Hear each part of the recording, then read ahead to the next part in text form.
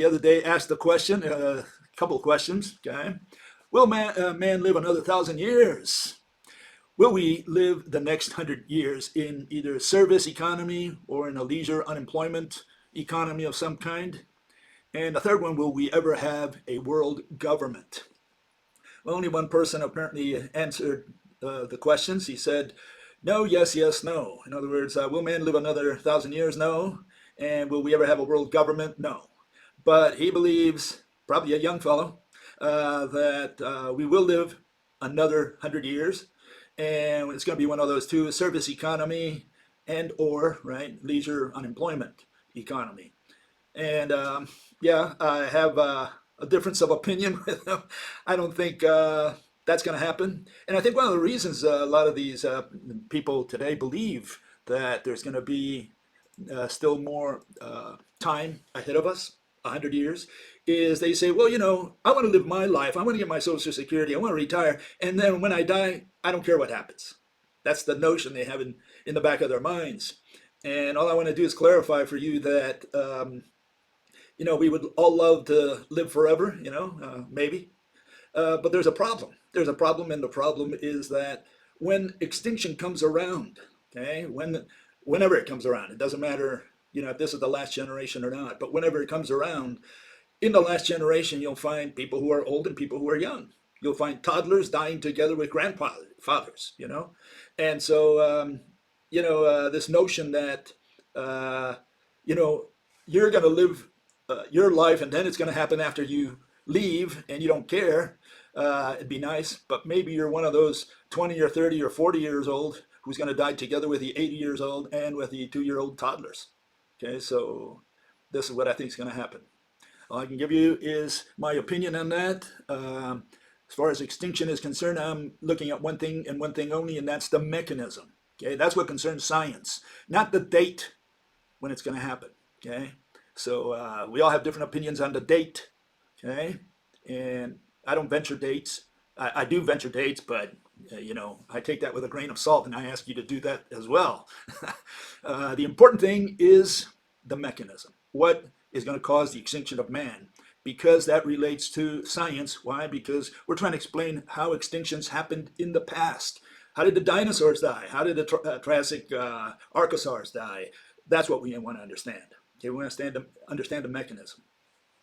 Okay, last time I mentioned about Argentina. I was there a little while ago, and there was another article saying essentially that everybody's essentially going to follow Argentina, you know, and that the economy there is a shambles, by the way, you know, great inflation, which is happening elsewhere as well. In fact, it's happening in the United States. It's happening here in Germany. Okay, and it says an analyst at currency broker Oanda said a new deal would likely involve Latin America's third largest economy having to take some tough medicine. What's the medicine? Well, at the bottom you see it there. It says will require major cuts with public spending.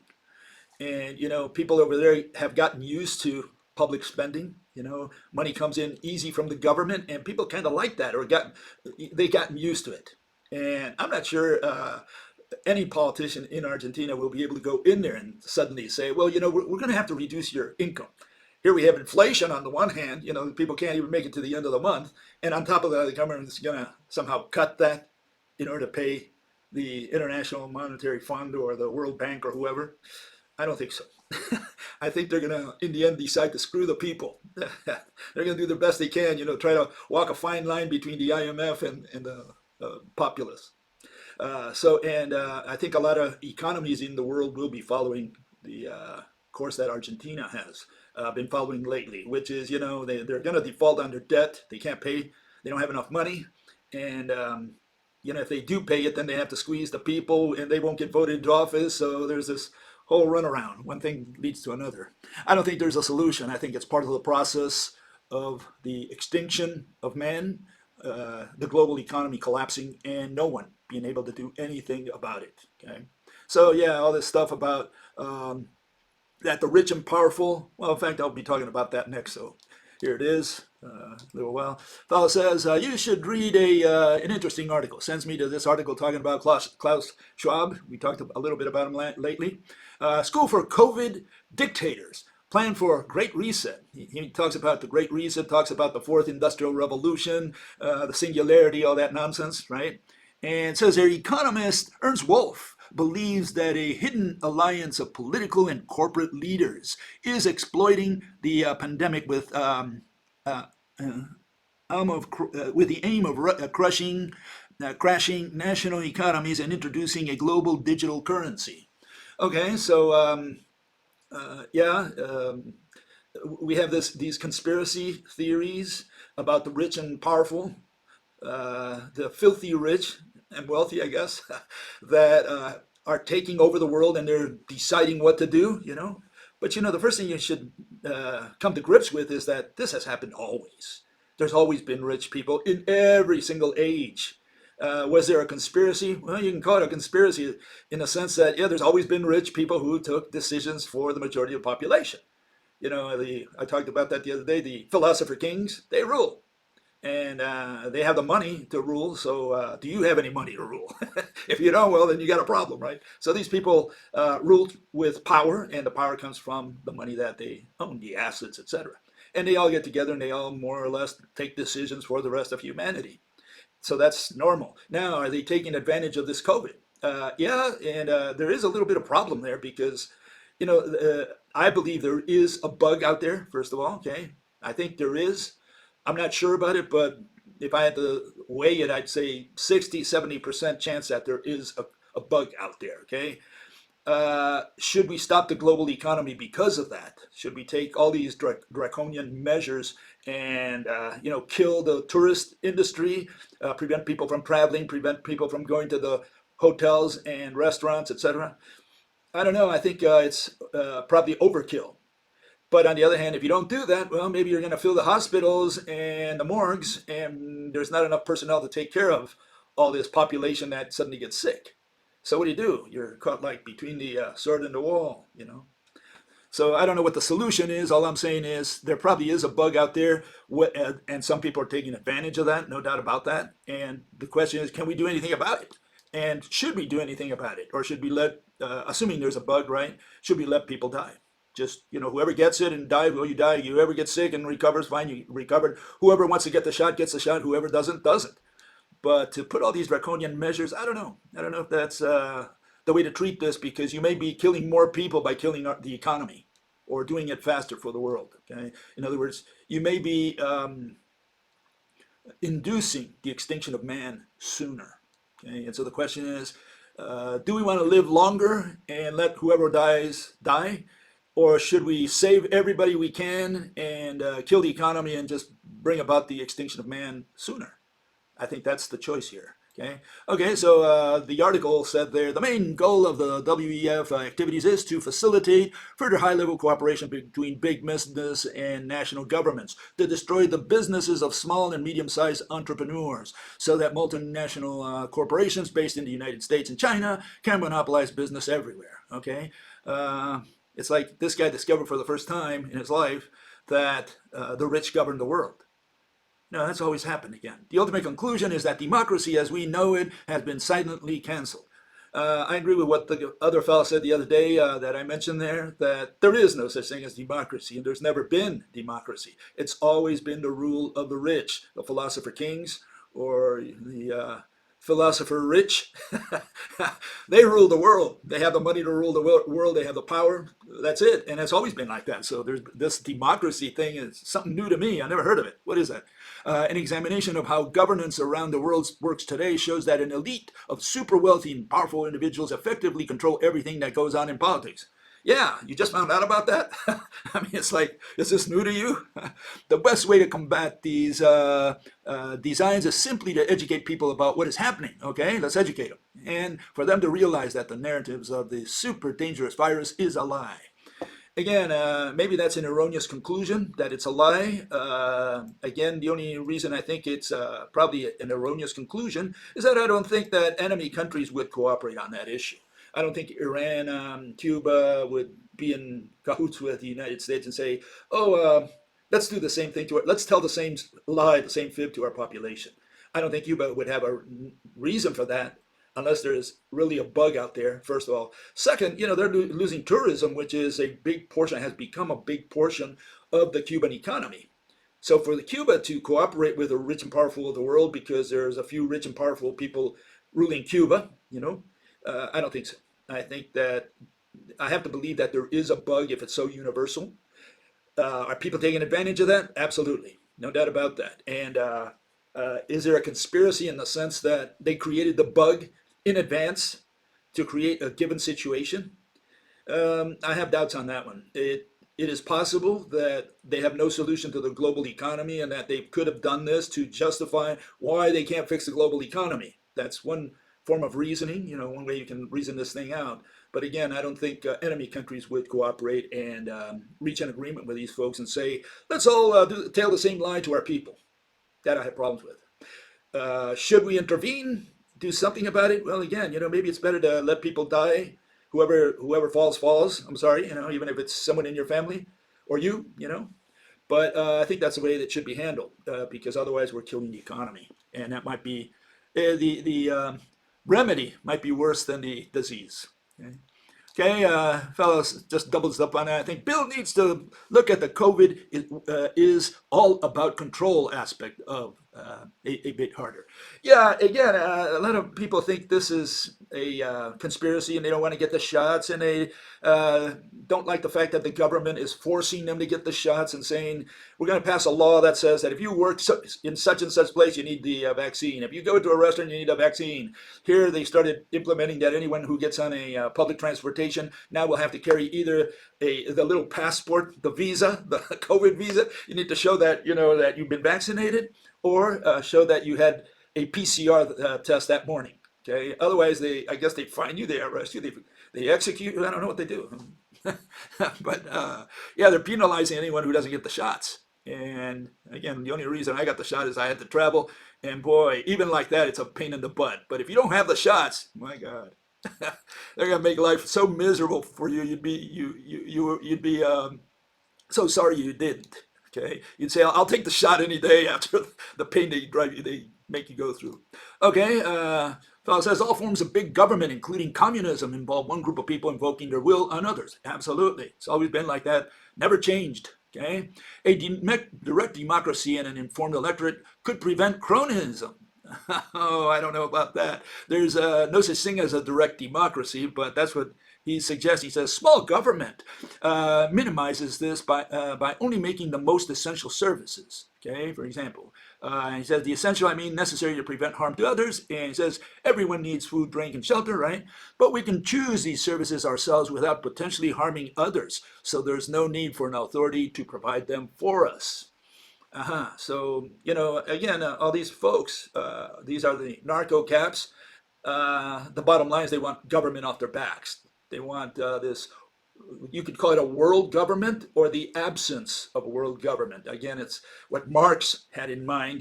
They call themselves anarcho-capitalists, but they are anarcho-communists. They just don't know it. Okay? They haven't read Marx. Marx already predicted. That was his prediction. It didn't come true and it won't come true, but he predicted this is what he suggested. He says there's going to be a world government eventually, he said, and then government itself will cease to exist. There won't be any government. How he envisioned it in the 19th century, I have no idea, but these people are suggesting a way, and the way they plan to do it is this way. Here, this is the notion they have. I'll illustrate it. Okay, everybody at home, at their office, and they're going to vote with computers. Okay, so they're just going to go in there and say, well, we're not going to vote for people. We're not going to vote for politicians.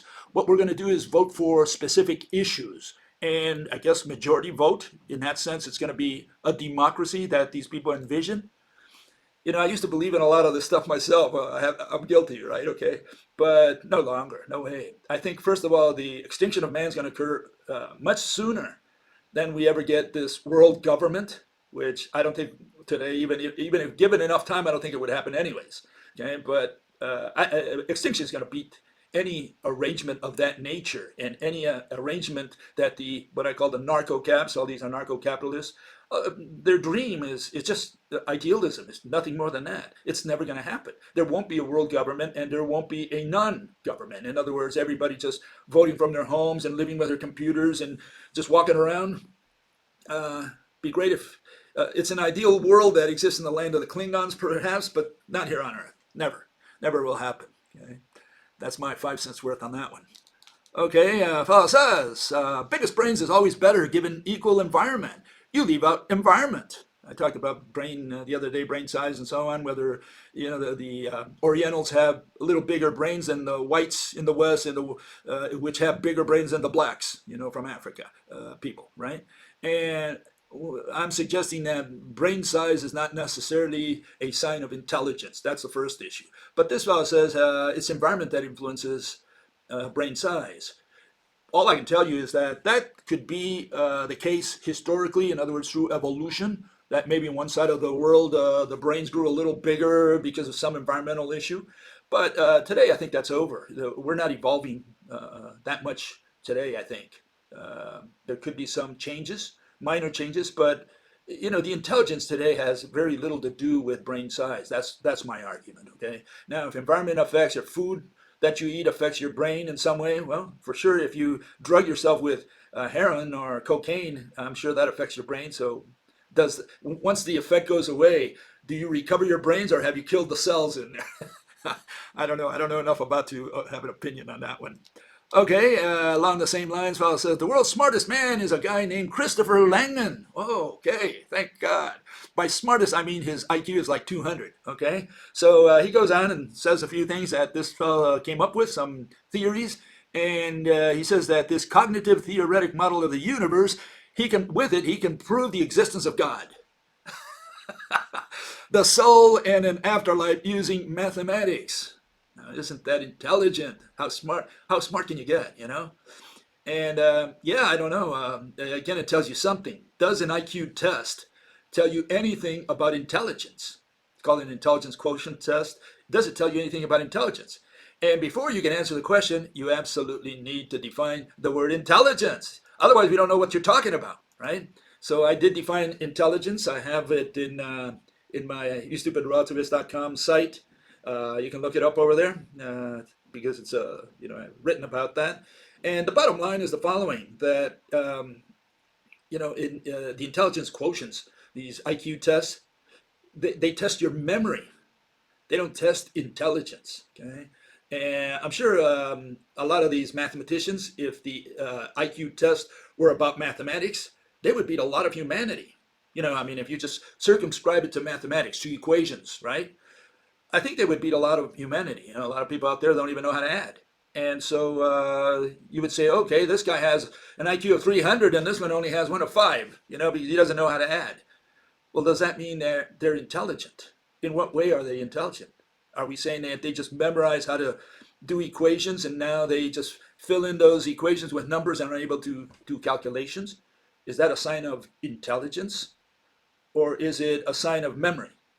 Is memory intelligence? Okay? So, if you can recite the Bible or recite history, anything like that, are you intelligent? Maybe have a lot of RAM and very little CPU. Think about it. Does the IQ test tell you anything about intelligence? And again, you should have to define intelligence. The only thing I quickly will mention when I wrote about that is that everything, the first cell, which is the first living entity, already had intelligence. Life, in that sense, if it's compartmentalized, is already a distribution of, segments of system. It's a system of compartments. That's already intelligence. Every living entity has intelligence, okay? But for that, you need to define intelligence again. Okay, here's one thing I want to mention, and that's that you probably heard of Odysseus, and he was about 1,000 years BC. He went to the Trojan War, or so the Iliad tells us, right? And then Odysseus, he came back. After 10 years, he came back to his town, his island of Ithaca. And along the way, he had all these adventures, and that's the second part of you have the Iliad, which is essentially the first part of Homer's book, and the second part is the,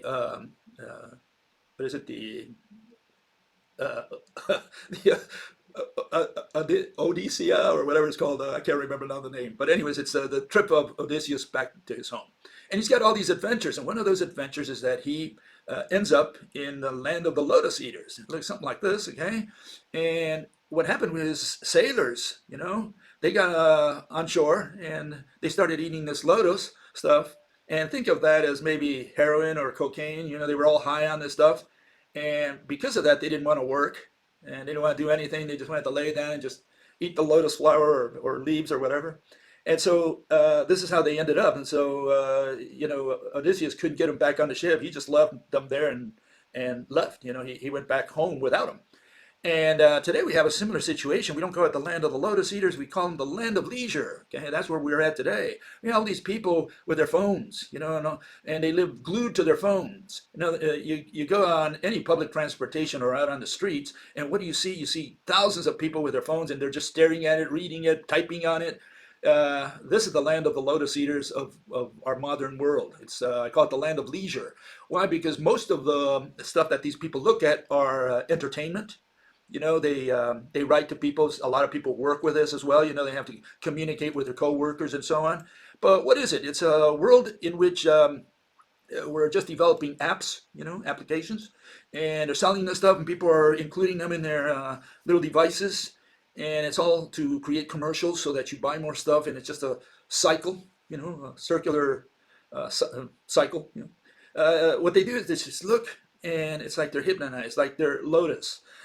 They're like eating their lotus there by looking at these things. So yeah, we're already in the land of leisure. Leisure is a big portion of our time and of our work. And the question is whether we can live on leisure alone. Can man live on leisure alone? Which is, maybe you can add it to those three questions I asked at the beginning, just add them to it. Is leisure, the leisure economy, does that have any future whatsoever? Okay, here's the ending. Okay, last point. Okay, scientists are building a black box to record the end of civilization. I think there's a feeling out there, like a sixth sense that lots of people have, that something is not right, that we're like close to the end of the world, to the end of man, extinction of man. And so we have all these theories about extinction. We have movies about extinction. We have books written about it, different scenarios, right? And these people developed a black box. What is this about? Well, the black box is going to supposedly record all the temperature, the economy, everything around us, especially related to climate change, right? So that when we're gone, the black box records all this and holds it for whom? Well, it holds it for a future generation. Now, it could be a future generation, or the Klingons when they visit Earth and they say, well, what happened to these humans? And they look in the record and say, oh, we found the black box. And the black box tells them, oh, this was what happened towards the end. Okay? And again, all these people are thinking of climate primarily because you see there it says it's going to measure the temperature, energy, and all this other good stuff, the CO2 levels and so on. And so they thought about this black box that's going to record all this. And one of the issues that this brings up, was there ever a previous generation of humans or animals before the new, before the Precambrian, Cambrian or Precambrian? Was there another era in which there were humans, for example, or animals or plants? And will there be another one after we're gone? Let's just hypothesize, right? Let's say that humans are going to become extinct. Okay, well, let's make that assumption. Will there be some other generation of humans that are born millions or billions of years in the future here on Earth? Or will the Earth turn into a Mars or Venus type planet with just a bunch of CO2, no more life, maybe a runaway greenhouse effect, kills everything, and then it becomes a barren stone that everything else is, the moon, Mercury, and so on. How is the Earth going to end up after the extinction of man? Okay, another question for you.